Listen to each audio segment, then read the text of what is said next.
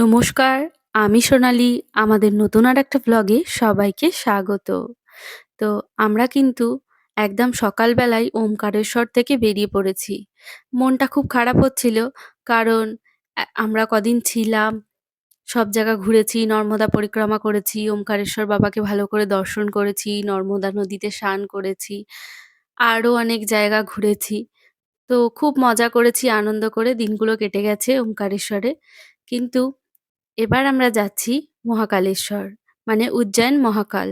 তো এখান থেকে যাওয়ার সময় সত্যিই খুব মনটা খারাপ হচ্ছিল। গজানন আশ্রমে ছিলাম, এত সুন্দর একটা পরিবেশ। তো খুবই মনটা খারাপ হচ্ছিল। আর সকালবেলা গাড়ি চলে এসছে, বেরোতে হচ্ছে আমাদের। আর আমরা সবাই মিলে দুটো গাড়িতে ভাগাভাগি করে উঠেও গেছি।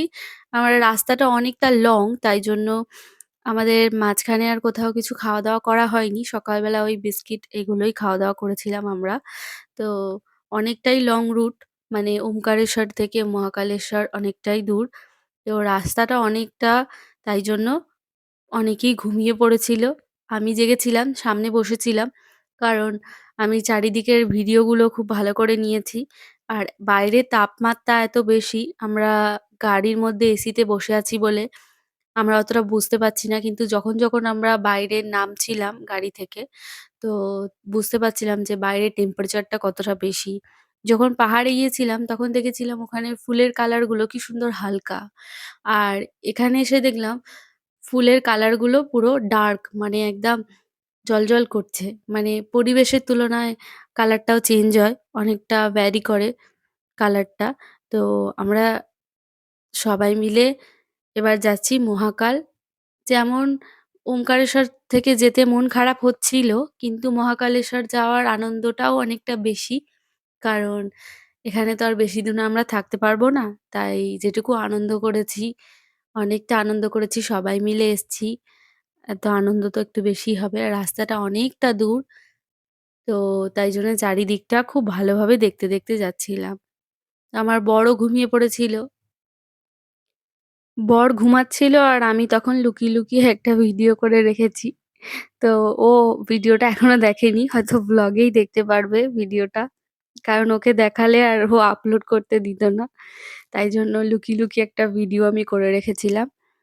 আর আমাদের কিন্তু খিদেও পেয়ে গেছিল। কারণ এতটা জার্নি, আর মাঝখানে কোথাও কিছু দেখতে পাচ্ছিলাম না। ধাবা বা রেস্টুরেন্ট এগুলো খুব একটা চোখে পড়েনি। তো আমরা অনেকটা রাস্তায় প্রায় চলে এসেছি। আর এবার আমারও খুব টায়ার্ড লাগছিল, ঘুম পাচ্ছিল। কিন্তু যেহেতু সামনে বসেছিলাম, তো ঘুমাতেও পাচ্ছিলাম না। তো তারপরে অনেকটা আসার পর আর খিদে কন্ট্রোল হচ্ছে না। তো একটা রেস্টুরেন্ট থেকে দাঁড়ানো হলো। সেখানে ধোসা খেলাম আমরা। মাসালা ধোসা, তারপরে জিরু, মামা সবার জন্য জিরু নিয়ে এসছে। তারপরে বরকে বললাম যে, "তাহলে একটু দহি বড়া নিয়ে আসো।" তো ও নিয়ে এসেছিল। আর বাবা আবার জিলিপি আনতে গেছিল। মানে আমার এত খিদে পেয়েছে, সব যেন একসাথেই খেয়ে নেব।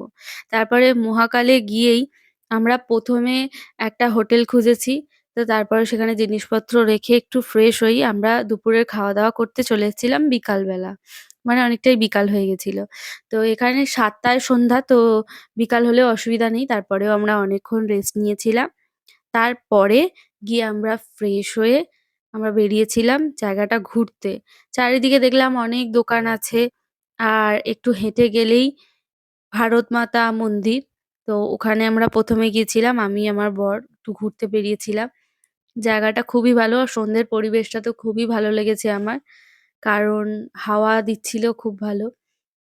আর সকালবেলা যতটা রোদ থাকে, সন্ধ্যের পর থেকে একটা আলাদাই শান্তি, মানে রোদের তাপটা থাকে না, একটা আলাদাই শান্তি হয়। তো তারপরে আমরা আস্তে হাঁটতে শুরু করলাম। আর চলে গেলাম মহাকালের দর্শন করতে। মহাকালের দর্শন করব সেদিনকে ভাবিইনি যে মহাকালের দর্শন পাবো। এত ভিড়, কারণ সন্ধ্যেবেলা লাইটিং, লেজার লাইট শো, তারপরে আরো অনেক কিছু থাকে। এখানে প্রচুর ভিড় থাকে। প্রচুর লোকের ভিড় থাকে, যে এগুলো দেখার জন্য চারিদিকটা এত সুন্দর করে সাজিয়েছে, যেকোনো মানুষেরই দেখতে ইচ্ছা করবে। আর মহাকালের দর্শন পেলে তো আর কোনো কথাই নেই। তো আমরা ১ম এ ডিসাইড করেছিলাম যে থাক, আজকে চারিদিকটা ঘুরে তারপরে হোটেলে ফিরে যাবো। তারপরে কি মন হলো যে না থাক, আমরা ৪ জন ছিলাম। আমার ননদ, নন্দাই, আমি, আমার বর। তো ৪ জনেই বলে উঠলাম যে, "তাহলে না যখন এসেছি যেহেতু একবার চেষ্টা তো করা যাক যে মহাকালের দর্শনটা করতে পারি কিনা।" সব স্ট্যাচু, মূর্তির পেছনে একেকটা করে কাহিনী লুকিয়ে আছে। তো চারিদিকটা বেশ ভালো লাগছিল ঘুরতে। অনেকক্ষণ ধরেই আমরা সব জায়গাগুলো ঘুরলাম। আমি তো অনেক ভিডিও তুলে রেখেছি। তো বেশ ভালো লাগছিল। আজকে তো পুরোটা ঘোরা সম্ভব নয়। মানে ভাবতেই পারছিলাম না যে মহাকাল আমরা পৌঁছে গেছি। আমাদের তো ভাবতেই অনেকটা সময় চলে গেছে। মানে বিশ্বাসই করতে পারছিলাম না।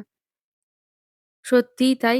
এত ভালো লাগছিল। তারপরে মহাকালের ইচ্ছা না থাকলে সত্যি আসা হতো না। তো মহাকালের ইচ্ছা ছিল বলেই আমরা এসছি এবং মহাকালের দর্শন করেছি। তারপরে লাইন দিলাম। লাইন দিয়ে ভাবছিলাম যে এই হয়তো মন্দির বন্ধ হয়ে যাবে, দেখতে পারবো না। কারণ ওই সময়টাই ওরকম ছিল, ভাবনা আসছিল বারবার। কিন্তু আমরা যে এত ভালো করে দর্শন করব, এটা আমরা ভাবতে পারিনি। অনেকটা ভিড় ছিল, তো ভিডিও করতে দিচ্ছিল না ঠিক করে। কিন্তু খুব ভালোভাবে আমরা অনেকক্ষণ ধরে মহাকালের দর্শন করেছি। আর অনেক লোকের ভিড় থাকে। মানে আমরা যে কতক্ষণ অনেকক্ষণ দাঁড়িয়েছিলাম। তারপরে পরের দিন সকালে আমরা পুজো দিতে গিয়েছিলাম। এসে লাস্সি খেয়েছিলাম। তারপরে দুপুরে খাওয়া-দাওয়া করে নিলাম। তো দেখা হবে নেক্সট ব্লগে। টাটা।